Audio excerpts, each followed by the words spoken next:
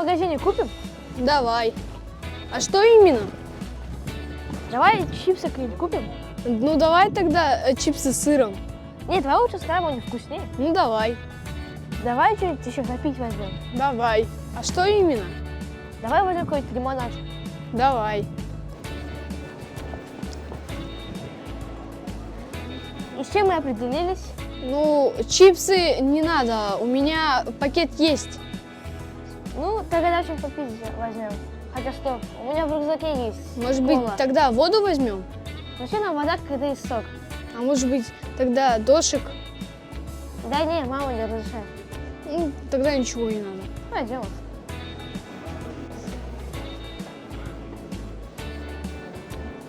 Вау, смотри. Какие крутые наушники. Да. Эй, я тоже такие хочу. Я тоже. Ладно, пойдем дальше смотреть.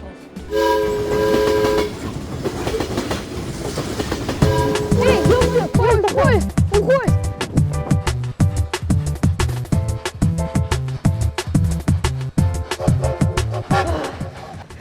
Ё-моё, что теперь будем делать? Не знаю. Ладно, пойдем.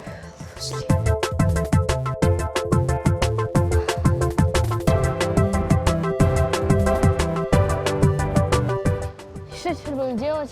Не знаю, мы даже город не знаем. Надо спросить у кого-нибудь.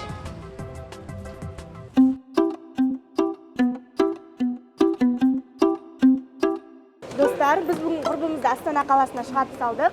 Ендігі үйге бара жатырмыз. Мына балдардың де. Привет, что вы тут делаете? Наш поезд ушел, все вещи остались в нем. Телефоны и сумки остались в нем. Достар, бүгін біздің елімізде Ресейден келген қонақтар далада қалып қойыпты. Енді біз оларға өзіміздің қазағымыздың қандай қонақжай халық екенін көрсетіп жіберейік. Не волнуйтесь, мы вам поможем. Вы, наверное, проголодались? Давайте сперва покушаем. Было бы отлично. Кстати, как вас зовут? Меня Тимофей, А меня Миша. Приятно познакомиться. с вами тоже.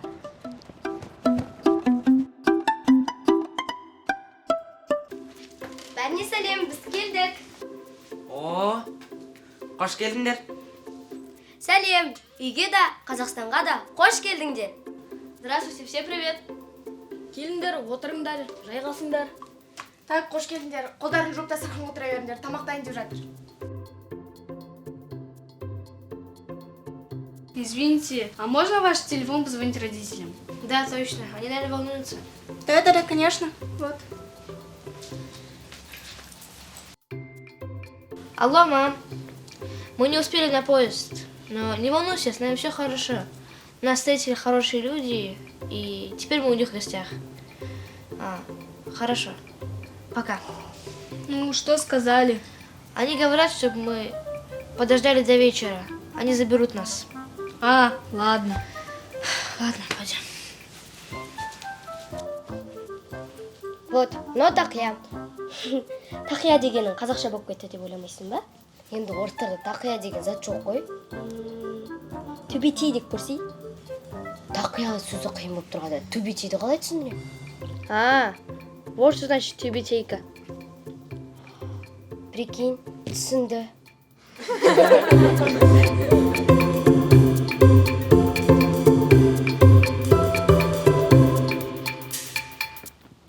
Вау, это что за блюдо?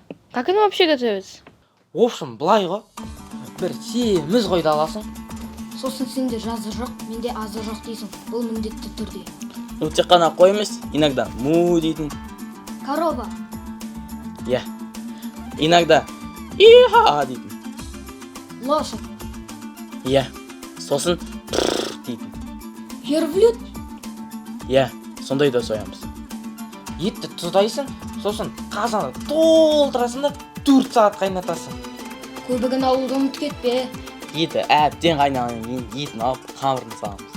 Картопты ұмыт кетпе. Нема, қашан жейміз? Қазір дайын болады, тұратшы. Сосын қамырын, етін бәрін салып, тұзды құйып, бол, дайын. Ё-моё, это все название этого блюда? Нет, это просто дайындалу жолы. А называется ет. Прикольно, ед. Ё-моё! Так долго готовить и назвать просто ед? А вы знаете, то, что японцы просто добавили куски рыб блинчикам и назвали это акономияки, а тут просто ед. Ал, астан алып отырайық.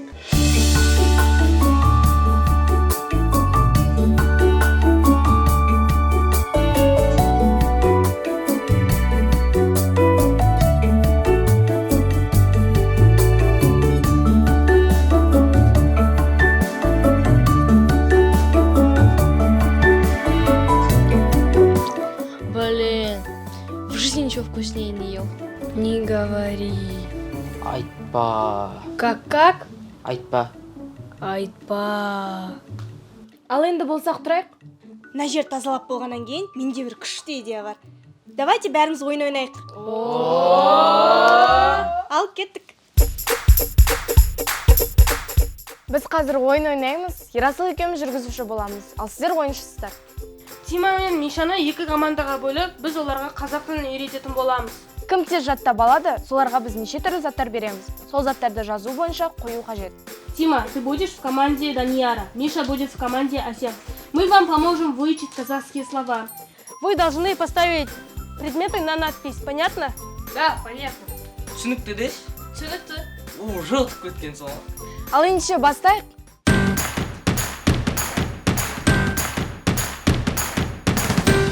Расческа — это тарак. Шанышка — это вилка. Ручка — калам. Мыр — это печать. Қасық — это ложка. Бумага — кагаз. Ну что такое расческа? Тарак. А вилка? Шанышка. Мыр — печать. Ложка. Касык. Миш, запомни, у нас есть 7 предметов, и у каждого из них есть казахское значение. Например, ложка — это у нас касык, расческа — это у нас тарак, мыр — это у нас печать. Ой, Потом- молодец. Потом есть кагаз — это у нас бумага. Шанышка — это у нас вилка. Расслабься. Понятно? Миша, бәрін айттық ше. Не понял. Ой, далам, айырамыз. Все, давайте кеттік. Біз дайынбыз. Ал сіздер дайын болсаңыздар, ойынымызды бастайық.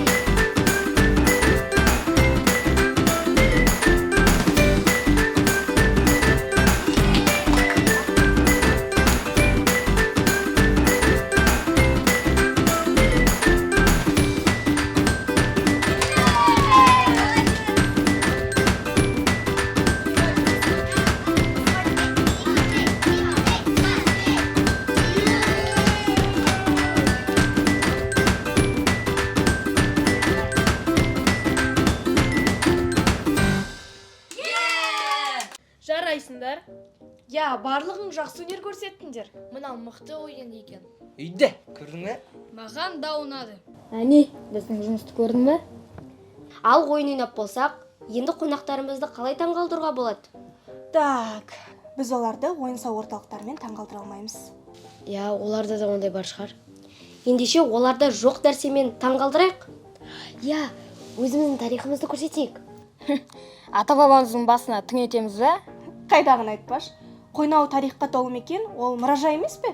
Иә. Сол жаққа апарайық? Онда кеттік. Бір өзі ойлап тапқан адам құстап кетіп бартқанын қараш. Мен де осы басқа елге адасып кетпесем. Рахат қой. Сені қарсы алады, қыдыртады. Бірақ бәрі қазақтар сияқты емес шығар.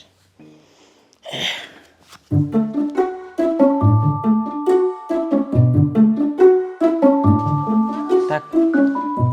Жігіттер, қыздар, соңғы рет мұражайға қашан келдіңдер? Соңғы рет 7-ші классымда. Қазір неше оқисың? 6. Ойнама айтсаңдаршы. Мен осы жазда келдім. Мен өткенде ғана келіп кеткем. Мен де жақында келдім.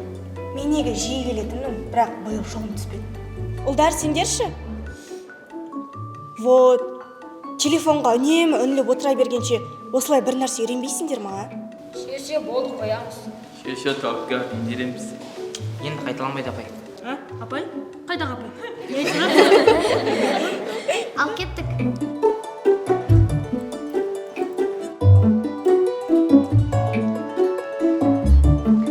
Ал балалар, 90 жылдан астам тарихы бар Ақтөбе облыстық тарихи-өлкетану музейіне қош келдіңіздер.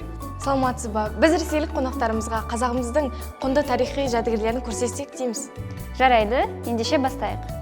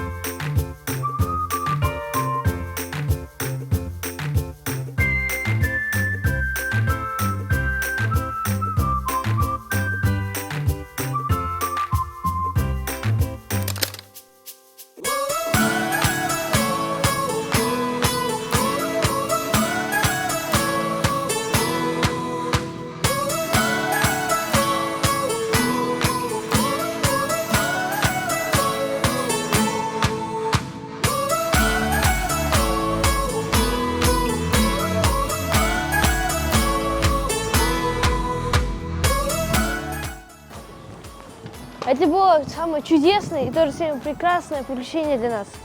Нам так понравилось. Очень здорово. Как Ақтөбе? Очень красивый город. Столько нового. Большой рахмет, друзья. Мы даже очень рады, что опоздали на поезд. Миша, Тима, келіп тұрыңдар, біздің ел осы. Жолдарың болсын. Ақтөбе дерзкий қала ғой. Сау болыңыздар. Сау бол.